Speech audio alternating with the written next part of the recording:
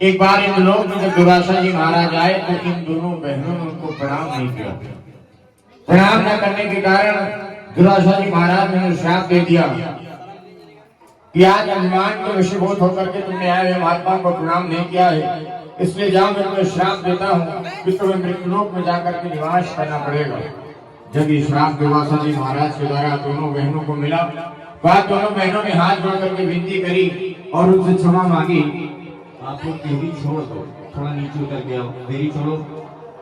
उनसे विनती करी कि प्रभु मुझे क्षमा कर दीजिए। तो दुर्वासा जी महाराज ने कहा कि आपने जो अपराध किया क्षमा है, क्षमा करने योग्य नहीं है।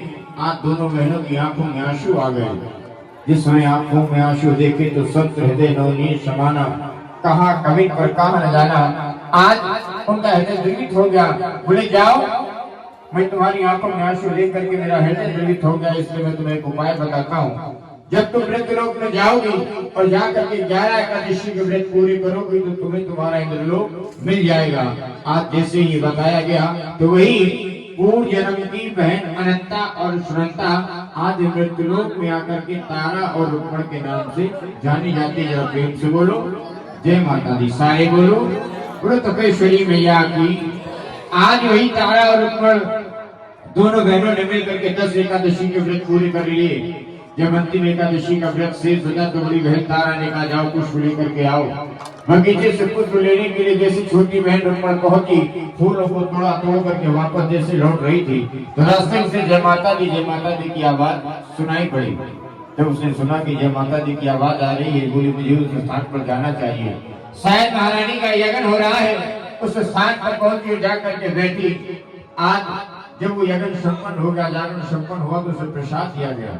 उस प्रसाद को लेकर के अपने घर की ओर चल पड़ी। जैसे घर की ओर चली तो रास्ते में उसे भूख लग गई।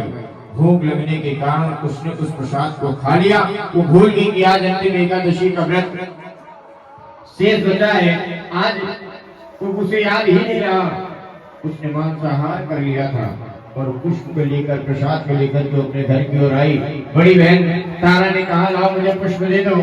जैसे आज छोटी बहन पुष्पों को देने लगी तो एक बड़ी बहन की नजर आज इन मांस के टुकड़ों पर पड़ी। तो कहा अरे ये तुमने क्या किया? मनुष्य में जन्म लेने के बाद तुमने मांसाहार किया।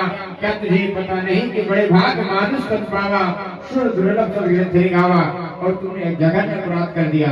अरे बहन आज ये अंतिम एकादशी का व्रत था, अगर ये पूरा हो जाता तो हमें हमारा इंद्रलोक मिल जाता, लेकिन तुमने अज्ञानता के वशीभूत होकर के अपराध कर दिया है। जैसे आज ये कहा तो आज बड़ी बहन तारा ने श्राप दे दिया कि मनुष्य योनि में जन्म लेने के बाद तुमने मांसाहार किया, तुम्हें शिवजी की योनि में जाना पड़ेगा। जरा प्रेम से बोलो जय माता दी, सारे बोलो जय माता दी। महारानी के यज्ञ का मूल नहीं महामूल मंत्र है यही, जय माता दी जय माता दी। बोलो दुर्गा मैया की। आज जैसे श्राप दिया कि तुम्हें शिवजी की ओर में जाना पड़ेगा, छोटी बहन ने जैसे सुना तो हाथ जोड़ करके क्षमा मांगने लगी। मुझे क्षमा कर दीजिए बहन, मुझसे अनजाने में अपराध हुआ है, मैं क्षमा मांगती हूँ। तो तारा ने कहा तुम्हें जो अपराध किया क्षमा है, क्षमा करने योग्य नहीं है, मैंने तुम्हें श्राप दे दिया। आज रोने लगी, हाथ जोड़ ली छोटी बहन ने। तो बड़ी बहन तारा को दया आ गई। उसने कहा कि सुनो तुम्हें शिवगिरी की ओर में जाना है तो पड़ेगा ही, क्योंकि मैंने श्राप दे दिया है, लेकिन मैं तुम्हारे इस किए गए अपराध के प्रायश्चित का उपाय बताती हूँ। अगर तुम शिवगिरी की ओर में जब जाओगे और जाकर के अगर तुमने किसी के भी प्राणों की रक्षा की तो उसी दिन तुम्हें शिवगिरी की ओर से मुक्ति मिल जाएगी। बोलो दुर्गा मैया की। बड़ी बहन तारा ने अपना व्रत पूरा कर लिया, उसे उसका इंद्रलोक मिल गया, लेकिन छोटी बहन का व्रत पूरा न होने के कारण उसे शिवगिरी की ओर में जाना पड़ा। जिस समय अर्जुन भीम नकुल सहदेव युधिष्ठिर पांचों पांडवों का राज्य था, द्वापर के समय पांचों पांडवों ने मिलकर के राजसूय यज्ञ किया। उस राजसूय यज्ञ में 33 कोट के देवताओं को बुलवाया गया। भंडारी में प्रसाद भी बन रहा था। एकाएक धर्मराज युधिष्ठिर के मन में आया कि जब तक इस यज्ञ में संकल्प नहीं होती तब तक यज्ञ पूरा नहीं होता, और संत का होना भी अत्यंत आवश्यक है, क्योंकि अनुमय भाव भरोसा बनता बिन हरि कृपा मिले नहीं संता। परमात्मा की कृपा का सूचक ही संत है, इसलिए यज्ञ में संत का होना अत्यंत आवश्यक है। जाओ जाकर के दुर्वासा जी महाराज को बुला करके लाओ। पांचों पांडवों का सेवक पहुंचा, जाकर के दुर्वासा जी महाराज को प्रणाम किया और कहा, महाराज आपको पांचों पांडवों ने बुलाया है, उनके यहाँ राजस्व यज्ञ है जिसमें आपको आमंत्रण और निमंत्रण भेजा है, महाराज चलिए। एकाएक दुर्वासा जी महाराज ने कहा कि उन पांचों पांडवों के यज्ञ में कौन कौन आ रहा है? तो सेवक ने बताया, महाराज 33 कोट के देवता उस यज्ञ में आ रहे हैं।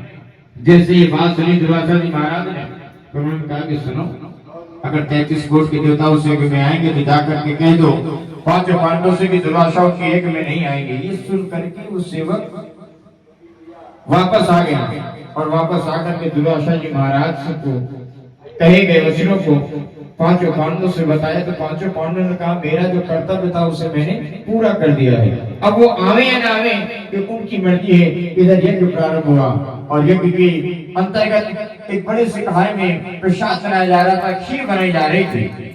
दुर्वासा जी महाराज के मन में शायद ये विचार था कि शायद मुझे पांडव पुनः बुलाएंगे, लेकिन ऐसा नहीं हुआ। दुर्वासा जी महाराज ने इसे अपना अपमान समझा और अपने अपमान का बदला लेने के लिए उन्होंने पंछी का रूप बना लिया और अपने चोंच में उस मरे हुए सर्प को ले जाकर के उसे खोलते हुए खीर के कढ़ाई में डाल देते हैं। बोले दुर्गा मैया की। उन्होंने सोचा कि इस खीर को जो भी खाएगा उसकी मृत्यु हो जाएगी, क्योंकि मैं खीर में सर्प को डाल दूंगा। अब जो भी इसको पाएगा तो उसकी मृत्यु हो जाएगी, मेरा बदला पूरा हो जाएगा। ये भाव थे दुर्वासा जी महाराज की। लेकिन जाको राके साइया मान सके ना कोई, बाल लंबा कर सके चाहे सत्य बैरी हो।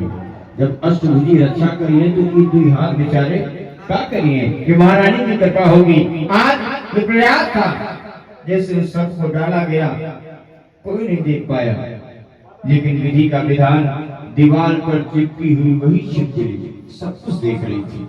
उसको तुरंत अपनी बड़ी बहन की बात याद आ गई कि अगर वो किसी के प्राणों की रक्षा करती है तो उसे उस योनि से मुक्ति मिल जाएगी, क्योंकि परहित सरिस धर्म नहीं भाई, पर पीड़ा अब जब माई। इस शरीर से अगर हम किसी की सहायता कर देते हैं तो इससे बड़ा कोई धर्म नहीं है, लेकिन अगर इसी शरीर से किसी को कष्ट होता है तो इससे बड़ा कोई पाप भी नहीं है। पूरी दुर्गा मैया की, पूरी ज्वाला रानी की। आज छिपकली ने अपने प्राणों की आहुति उस फैलते हुए फूल की कढ़ाई में दे दी।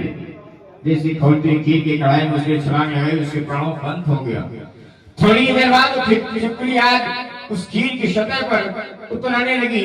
लोगों ने देखा तो लोग बिना जाने समझे उस छिपकली को बुरा भला कहने लगे। बोले इस खीर को पलटवा दो, क्योंकि छिपकली गिर गई, ये खीर विषैली हो गई। बोले दुर्गा मैया की।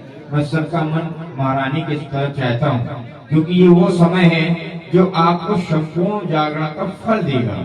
इसलिए थोड़ी देर की कथा शेष है, आप अपना मन, अपना हृदय सब कुछ महारानी के श्री चरणों में समर्पित करिएगा। बोले ज्वाला मैया की, सच्चे दरबार की। क्योंकि आज भी माँ ज्वाला रानी अपने भक्त की प्रतीक्षा में है। एक महान महात्मा जी हुए गोरखनाथ जी महाराज। गोरखनाथ जी महाराज कुछ करो नहीं प्रशांत, तो ओके रखो। हाँ, गोरखनाथ जी महाराज जो माँ ज्वाला रानी के बहुत प्रिय सेवक थे, माँ मानते थे उन्हें। लेकिन गोरखनाथ जी महाराज ने कहा कि माँ मुझे भूख लगी है, ऐसा करो मुझे भोजन की व्यवस्था कर दो। तो ज्वाला रानी ने कहा ठीक है। यही माँ ज्वाला रानी ने जो वहां पर ज्योत जल रही है, 9 ज्योतियों में जलने वाली हिमाचल की महारानी है माँ ज्वाला रानी।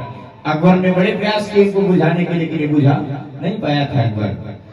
तो बोले ठीक है, मैं भिक्षा मांग करके आता हूँ माँ, तुम पानी को गर्म करो, मैं भी वापस आऊंगा, फिर भोजन बन जाएगा। गोरखनाथ जी महाराज उसी समय भिक्षा मांगने के लिए अपने आश्रम से निकल पड़े, आज तक वापस नहीं आए। इसीलिए माँ ज्वाला रानी की ज्योत जो जली थी, माँ ज्वाला ने स्वयं जलाई थी, इसीलिए आज भी वो माँ ज्वाला रानी की ज्योत जलती है। और जो लोग ज्वाला जी के दर्शन करने गए होंगे तो आपने देखा होगा वहां एक जल खौलता है, लेकिन शीतल होता है। आज जन वही उसी प्रतीक्षा में माँ ज्वाला रानी की मेरा गोरखनाथ आएगा और आकर के भिक्षा बनवाएगा। इसलिए माँ ज्वाला रानी आज भी है। एक बार दोनों हाथ ऊपर उठा करके सच्ची जयकार बोलो ज्वाला मैया की।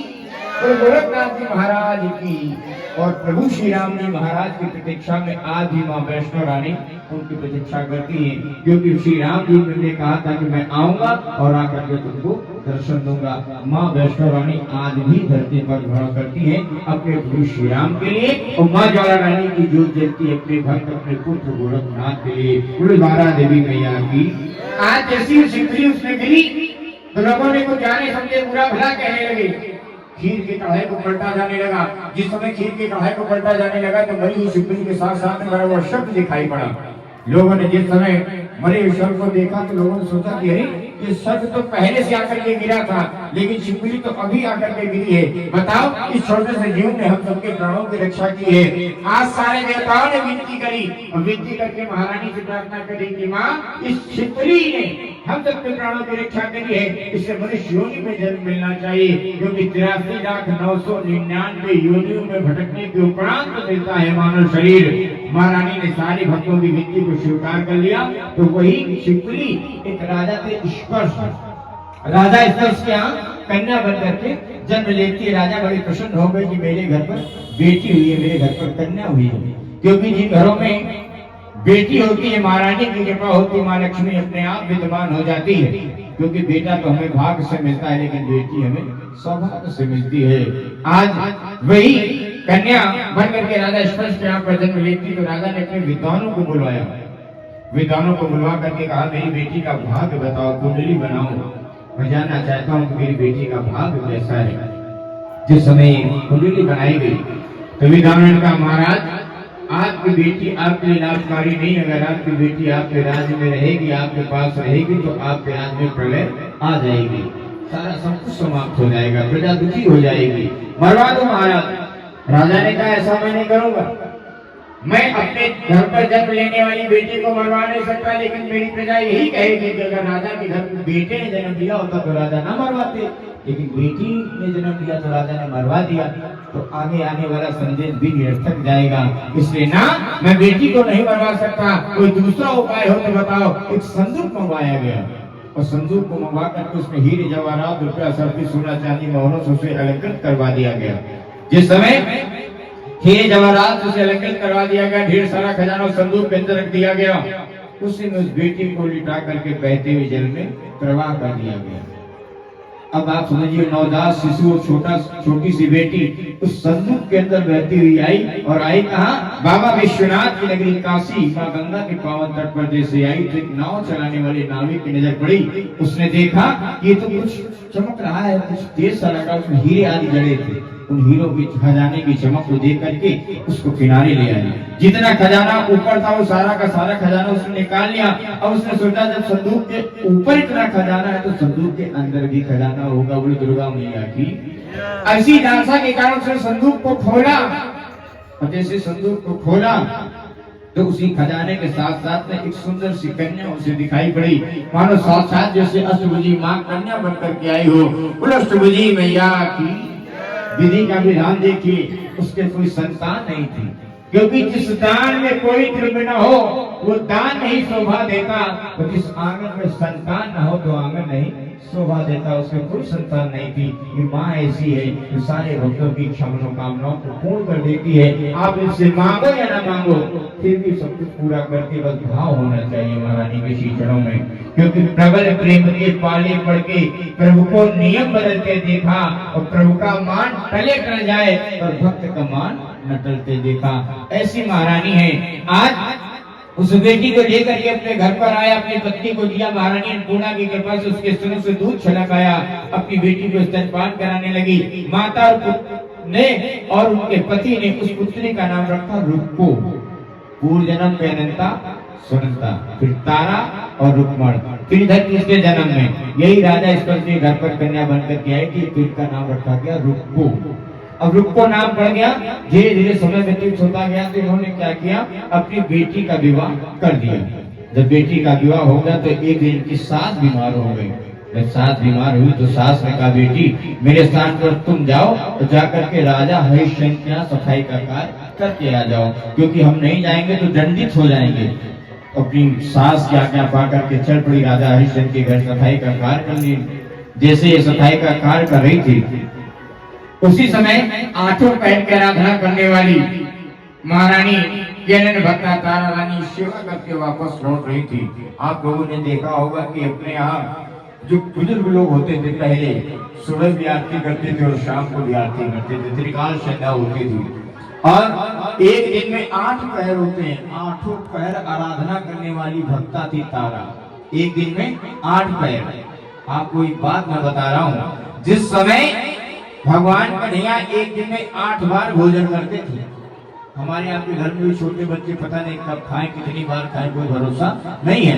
तो भगवान कन्हैया भी एक दिन में 8 बार भोजन करते थे। लेकिन जिस समय भगवान कन्हैया ने 7 दिन और 7 रात गोवर्धन पर्वत को उठाया, तो लोगों ने सोचा, उनके भक्तों ने सोचा, बालों ने सोचा, गोपियों ने सोचा कि जो एक दिन में 8 बार खाता हो, हम सबके कल्याण के लिए बताओ 7 दिन 7 रात भूखा रहा है। तो बोले अब क्या किया जाए? तो भक्तों का भाव देखो, बोले एक दिन में 8 बार खाने वाला 7 दिन तक भूखा प्यासा रहा। तो भक्तों ने गुणा कर दिया, बोले 8 सत्ते 56। इसीलिए सांवरे सरकार कन्हैया को 56 प्रकार का भोग लगाया जाता है। हनुमान जी, दुर्गा जी, काली जी, शंकर जी को, हनुमान जी, साईं बाबा को कोई आवश्यकता नहीं है। अभी तो लोकाचार हो गया, जैसी हो बहुत अभिता वैसी बने सहाय, चमत्कार का नमस्कार। लेकिन 56 प्रकार के भोग के अगर कोई अधिकारी है तो केवल भगवान श्याम सुंदर माँ के बिहारी जी महाराज की, ज्वाला रानी की।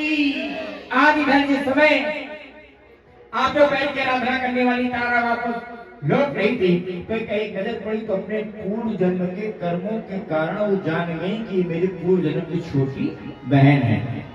जब ये देखा तो अपने पास बुलाया, पूरी वार्तालाप करी, तो छोटी बहन को याद आ गया कि तो मेरे पूर्व जन्म की तारा मेरी बड़ी बहन है, इनकी माता रानी सब विनती स्वीकार कर लेती है। भाई जो डॉक्टर की दवा सबको फायदा करते, भीड़ वहीं लगती है। तो उन्होंने भी कहा ये तो मेरी बहन है और मेरी बहन की सारी बातें, सारी शर्तें महारानी स्वीकार कर लेती, जो भी इनकी अर्जी होती। तो उन्होंने आज क्या किया, लोगों ने अपने आंचल फैलाया और आंचल फैला करके कहा कि बहन तारा, मेरी अर्जी एक लगा दो।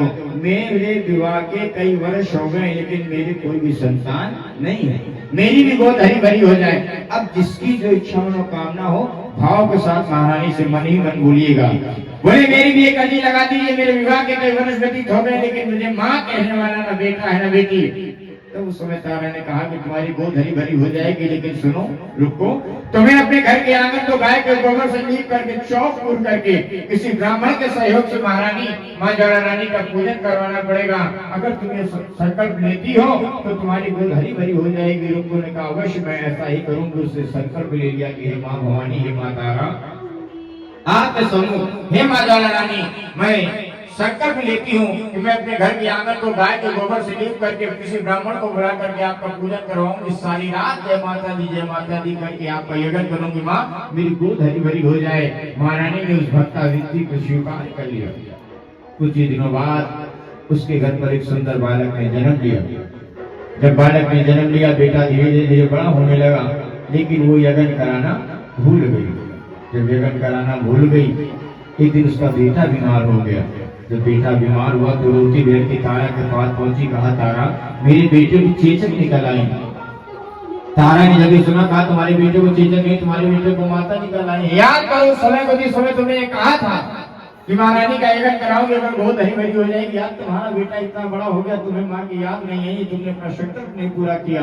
अगर चाहते कि तुम्हारा बेटा ठीक हो जाए तो तुम्हें संकल्प करना पड़ेगा, तुम्हें यज्ञ कराना पड़ेगा। जाओ किसी ब्राह्मण देवता के पास जाकर के अपने घर का पूजन कराओ, तभी तुम्हारा बेटा ठीक होगा। साहब औलाद के खातिर माँ बाप फिरता है मारा मारा, उससे वक्त भला क्या मारे जिसको औलाद न मारा। वो दुखियारी माँ नंगे पाँव भागी भागी पंडित जी महाराज के पास गई, तो पंडित जी ने कह दिया कि देखो मैं नीच जाते घर नहीं जाता हूँ, ना ही मैं पूजन कराता हूँ। हमको 5 रुपए दे दो तो हम तुम्हारे नाम से ही यज्ञ अपने मंदिर में कर देंगे। उसने कहा नहीं महाराज, मैंने संकल्प लिया है कि मैं माँ की जोत अपने घर के आंगन में जलाऊंगी, वहीं पूजन होगा, वहीं यज्ञ होगा।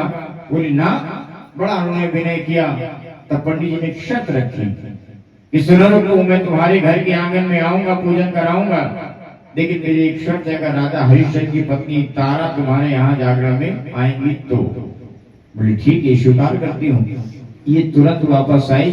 आकर के इन्होंने अपनी बड़ी बहन तारा से पूरी बात बताई। जिस समय दोनों बहनों की वार्तालाप हो रही थी, जिस समय दोनों बहनों की वार्तालाप हो रही थी, तो दोनों बहनों की बातचीत जो हो रही थी उसको एक नाई ने सुन लिया। नाई ने जाकर के राजा हरिश्चंद्र से बता दिया कि राजन, आज आपके कुल की मर्यादा खंडित हो जाएगी। बोले वो कैसे? बोले आपकी जो धर्म पत्नी है ना, वो धर्म पत्नी आपकी एक नीच जात के घर पर जाएंगे, वहां मांस के टुकड़े खिलाए जाएंगे, प्रसाद बांटे जाएंगे, जिससे आपके कुल की मर्यादा खंडित हो जाएगी। राजा ने कहा मैं ऐसा नहीं होने दे सकता। राजा ने अपनी उंगली में चीरा लगा लिया, क्योंकि पहले क्या होता था, महारानी के शीश चढ़ाओं में बलि दी जाती थी और जिसकी बलि दी जाती थी उसी को प्रसाद में बांटा जाने लगा। लेकिन इस समय जब एक बार माँ के दरबार पर ध्यानु जी महाराज पहुंचे, सुनिएगा कि नारियल की भेंट क्यों चढ़ती है, क्या होता है नारियल और कौन सा नारियल चढ़ता है। जब ध्यानु जी महाराज महारानी को प्रसन्न करने के लिए दरबार में पहुंचे, माता रानी का ध्यान किया, आवाहन किया और नहीं मां प्रकट हुई, तो उसी समय ध्यानु जी महाराज ने अपनी गर्दन को काट दिया। इसी कलयुग की मैं बात बता रहा हूँ। जब ध्यानु जी महाराज ने अपनी गर्दन को काटा तो ध्यानु जी महाराज की कटी हुई गर्दन जमीन पर नहीं गिरी। उसी समय महारानी वहां पर प्रकट हो गई, अपने दाहिने हाथ में ले ली ध्यानु जी महाराज की गर्दन और उनके सर को लेकर के उनके शरीर से जोड़ दिया। मां ने कहा कि ध्यानु, मैं तुम्हारी भक्ति से बड़ी प्रसन्न हूँ, उससे जो चाहते हो मांग लो। ध्यानु जी महाराज चाहते तो अपने लिए सब कुछ मांग लेते, लेकिन ध्यानु जी महाराज यही संत है। इन्होंने क्या किया, मां से कहा कि मां, क्या जब तक कोई आकर के आपकी सी चरणों में शीश नहीं चढ़ाएगा तब तक क्या उसकी इच्छा कामना पूरी नहीं होगी, क्या आपका दर्शन नहीं होगा? कुछ दूसरा उपाय हो तो बताओ भगवती। उसी समय माता वैष्णो रानी ने कहा, ध्यानु जाओ, मैं तुम्हें वचन देती हूँ कि आगे आने वाले समय में जो भी मेरे द्वार पर आकर के नारियल की भेंट चढ़ाएगा, जिसमें पानी होता है, नारियल की भेंट चढ़ाएगा, उसकी जो भी इच्छा कामना होगी वो पूरी हो जाएगी। बोले दुर्गा मैया की। इसीलिए महारानी के जागरण में देवी के स्थानों पर नारियल चढ़ाया जाता है, नारियल की भेंट स्वीकार की जाती है मां महारानी के शीतलों में। यही कारण था कि जो भी इच्छा कामना यहाँ पे पूरी होगी, गर्दन काटने से नहीं, उंगली काटने से नहीं, आप नारियल महारानी के शीतलों में समर्पित करें, जिसमें जल होता है, उस नारियल की बात कर रहा हूँ मैं। आप समर्पित करेंगे तो जो आपकी इच्छा कामना होगी मां पूरा अवश्य करेगी। बोले जंगली मैया की, कुष्मांडा रानी की, बोले मैया वाली माता की। आज इस समय ये भाव आया तो राजा हरिश्चंद्र ने उंगली में चीरा लगा लिया, नमक छिड़क दिया ताकि तो रात भर नींद न आए, और अपनी पत्नी से बोले कि मुझे कोई किस्सा कहानी सुनाओ, मुझे नींद नहीं आ रही है। अब धर्मवती होने के कारण राजा के पैरों को दाब रही है। कौन? उसकी पत्नी तारा। अब एक बात मैंने संतों से सुनी है, गुरुओं से सीखी है। पूर्व जन्म या पूर्व समय में माताएं बहनें जो हमारे आपके घर की होती थी, वो अपने पति के पैरों को दाबती थी। कारण था, बड़े बुजुर्ग जो कहेंगे उसका कोई न कोई कारण अवश्य है। प्रत्येक स्त्री के हाथों में होता है बृहस्पति और शुक्र। सुनिए मेरी बात, प्रत्येक व्यक्ति के स्त्री में के हाथों में होता है बृहस्पति और शुक्र का वास, क्योंकि जब तक बेटी का बृहस्पति अच्छा नहीं होता तब तक उसका विवाह नहीं होता। तो बृहस्पति और शुक्र जैसे ही पति के चरण रूपी स्थान पर हाथ रखते हैं, यानी जैसे पत्नी पति के पैरों को दाबती है, क्योंकि घुटने के नीचे का जितना शरीर होता है, पैर होते हैं, उसमें शनि का वास होता है। जब कभी भी आपके पैरों में पीड़ा प्रारंभ हो जाए तो समझ लेना कि शनि की दृष्टि को दृष्टि में बदल गई। तो जब शुक्र और बृहस्पति इस शनि के स्थान पर पकड़ता है, स्पर्श करता है, तो उसका शनि शांत हो जाता है। इसीलिए पहले के समय कभी न कोई के शनिचर खराब होते थे, न कोई मंगल, न बेफर, न बुध। अब सब लोग अपना अपना नौकरी जाप कराते घूम रहे हैं। उसका कारण यही है क्योंकि अमन भी करे हैं, चवन भी करे और सरेआम राधा किशन भी करे, पैरों को दाबने लगी था, लेकिन उसका मन नहीं लग रहा था, क्योंकि उसको जाना कहाँ था? उसके घर। जब तक वो जाएगी नहीं तब तक ये प्रारंभ भी नहीं होगा। आज आधी रात का समय व्यतीत होने लगा।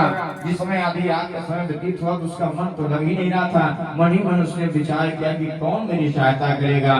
तो हुआ क्या कि जब नाव घोर में जाती है, माझी का मन घबराता है, तो उस दुखिया की आवाजों में भगवान पुकारा जाता है, क्योंकि दुखों से अगर चोट खाई ना होती तो माँ भवानी तुम्हारी याद आई न होती, क्योंकि दरबार में मां ज्वाला रानी के दुख दर्द मिटाए जाते हैं और दुनिया के सफाई लोग यहाँ सीने से लगाए जाते हैं। बोले दुर्गा मैया की। माँ मैं आपका आवाहन करती हूँ, या देवी शर्वोदय सुनिद्रा रूपेण संस्थिता नमस्तस्यै नमस्तस्यै नमस्तस्यै नमो नमः। जैसे आवाहन किया महारानी का तो माँ स्वयं निद्रा बन करके राजा हरिश्चंद्र के नेत्रों में आ जाती है, समाहित हो जाती, तो राजा हरिश्चंद्र को नींद आ जाती, राजा हरिश्चंद्र सो जाते। जरा प्रेम से बोलो, जरा जोर से बोलो, जरा सब लोग मिल करके बोलो, बोलो दुर्गा मैया की। आज राजा हरिश्चंद्र को नींद आ गई। इधर जब आह्वान किया तो मां निद्रा बन करके राजा हरिश्चंद्र के नेत्रों में समाहित हो गई। राजा हरिश्चंद्र सो गए। ये उठी, रसोई में पहुंची, साड़ी की रस्सी बनाई और उसी रस्सी के सहारे उतर करके भागी भागी दौड़ करके रुपयों को झराने में प्रवेश कर जाती है। दौड़ करके जाने के कारण पैर की बनीना, कमर का रुमाल और हाथ के कंगन आदि रास्ते में ही गिर जाते हैं। जैसे पहुंची एक प्रारंभ हुआ, प्रसाद किया गया। किसी ने भी प्रसाद को नहीं खाया। बोले आप प्रसाद क्यों नहीं खा रहे हैं? तो जिस समय कहा गया कि प्रसाद क्यों नहीं खा रहे हैं, तो लोगों ने कहा कि जब तक राजा हरिश्चंद्र की पत्नी तारा प्रसाद को नहीं खाएंगे तब तक हम में से कोई भी प्रसाद नहीं खाएंगे। जब ये सुना तो तारा ने उस प्रसाद को खा लिया। बलि दी गई थी, मांस के टुकड़े थे, उसके प्रसाद को खाया तारा ने। और प्रसाद को जैसे तारा ने खाया, उसके बाद सभी लोगों ने माता अन्नपूर्णा का ध्यान करके प्रसाद को ग्रहण कर लिया। अब तारा ने सोचा थोड़ा प्रसाद लेकर के मुझे घर की ओर चलना चाहिए। जिस समय घर की ओर चलने लगी, उस समय मुख्य द्वार पर राजा हरिश्चंद्र वही नाई, क्योंकि नाई से कहा था अगर तुम्हारी बात झूठी लगेगी तो मैं तुम्हारी गर्दन वहीं कलम कर दूंगा। उस नाई को लिया, सफेद रंग के घोड़े पर सवार होकर के आज उस स्थान पर आ गए और आए और कहा देवी तारा, मेरे मना करने के बाद भी तुम इस जान के घर पर आई हो और आकर के मेरे कुल की मर्यादा को तुमने खंडित कर दिया है और ये मांस के टुकड़े खिला करके तुम मेरे धर्म को नष्ट करना चाहती हो। जैसे राजा हरिश्चंद्र ने ये बात कही, देखते ही देखते महारानी की कृपा से जो मांस के टुकड़े थे, चंपा, चमेली, गुलाब, जूली, केसर, गरी, छुआरा, किशमिश, चिरौंजी, पंचमेवा में बदल जाते। अन्नपूर्णा मैया की। वो मांस के टुकड़े पंचमेवा और फूलों में परिणित हो गए। दरबार में पंचमेवा और मिश्री होगी, हाथ में दे दीजिएगा, और नारियल वाला भेंट भी उनके हाथ में दे दीजिएगा। आज पंचमेवा में परिणित हो गए। राजा हरिश्चंद्र को अवसर हो गया कि अभी देखते देखते मांस टुकड़े थे, एकाएक ये क्या हुआ जो आज पंचमेवा में बदल गए। तो तारा से बोले, तारा मैं तुम्हारी माँ का दर्शन करना चाहता हूँ। तो तारा ने कहा, महाराज अगर आप मेरी माँ का दर्शन करना चाहते हैं, जो सफेद रंग का घोड़ा है उसकी बलि आपको देनी पड़ेगी। राजा के पास एक सफेद रंग का घोड़ा था जो राजा को बहुत प्रिय था। आज अपने सफेद रंग के घोड़े की बलि राजा ने दे दी। माता प्रकट नहीं हुई। राजा हरिश्चंद्र ने कहा, देवी तारा तुम्हारी भक्ति भी झूठी और तुम्हारी माँ की शक्ति भी झूठी। तुमने कहा मैंने किया, फिर भी माँ ने दर्शन नहीं किए। फिर बोले, महाराज अगर आप चाहते हो कि माँ मेरी आपको दर्शन दे, तो जो आपका 5 वर्ष का बेटा रोहित है उसकी बलि आपको देनी पड़ेगी। माँ ने कहा अपने पति के कल्याण के लिए आपको अपने 5 वर्ष के बेटे रोहित की बलि देनी पड़ेगी। बेटे रोहित को बुलाया गया। बलका बेटी पर आज बेटे को लिटा करके राजा ने हथेली हाथ में तलवार और तलवार लेकर के अपने पुत्र की बलि दे देते। बोलो काली मैया की। जैसे महारानी के श्री चरणों में उस बेटे की बलि दी गई, बेटे के रक्त जैसे महारानी के श्री चरणों को स्पर्श करता है। आज डोल का सिंहासन महारानी का छोड़ दी हुई उसके धार शेर पर सवार लाल चुनर को धार भगवती आप भक्ता रूपों के घर आकर दर्शन देती है। बोलो सुबुदी मैया की। महारानी वहीं प्रकट हो गई। महारानी ने वो जैसे सभी लोगों देखा, सब जयकार करने लगे। महारानी ने अपनी कृपा की दृष्टि से उस सफेद रंग के घोड़े को जीवित कर दिया। सारे लोग बड़े प्रसन्न कि माँ का दर्शन हो गया। लेकिन एक स्थान पर खड़ी तारा की आंखों में आंसू जिस समय देखे तो कहा, तारा तुम चाहती थी कि मैं तुम्हारे पति को दर्शन तो मैंने दिए, फिर भी तुम्हारी आंखों में आंसू क्यों? तो तारा ने कहा, माँ मैं भी एक माँ हूँ, माता माँ ही माँ को पहचाने, और बेटे का दुख क्या होता है और भला कोई क्या जाने। क्योंकि जिसकी फटी बीमारी न हो पीर पराई क्या जाने, जिसमें बेटी जाए न हो तो बेटी का दुख क्या जाने। जैसे महारानी से आज विनती करी, आंचल फैलाया, रोने लगी। आज इस समय वो तारा, तो आज रोती हुई तारा अपनी भक्त को देखा जिस समय महारानी ने, तो महारानी ने अपनी कृपा की दृष्टि से उस पुत्र को भी जीवित कर दिया। बोलो दुर्गा मैया की। बेटा जीवित हो गया। अश्वजीवित हो गया। सारे भक्तों को दर्शन देकर के मान पर ध्यान हो जाती है। राजा हरिश्चंद्र आ गए, इस संसार में भगवत जी से बढ़कर के कोई भी नहीं है। राजा हरिश्चंद्र वापस अपने महल पर आए और एक सुंदर विशाल माता रानी का मंदिर बनवाया और मंदिर बनवा करके जब तक जीवित रहे तब तक माँ की सेवा करते रहे और अंत में इनके परम धाम को चले जाते हैं। बोले दुर्गा मैया की, ज्वाला रानी की, सच्चे दरबार की। हलवा चना दरबार में भिजवा दिए। सभी लोग अपने अपने स्थान पर खड़े हो जाइए। जो लोग नारियल लाए हो तो नारियल चढ़ा दीजिएगा। हो आज मैं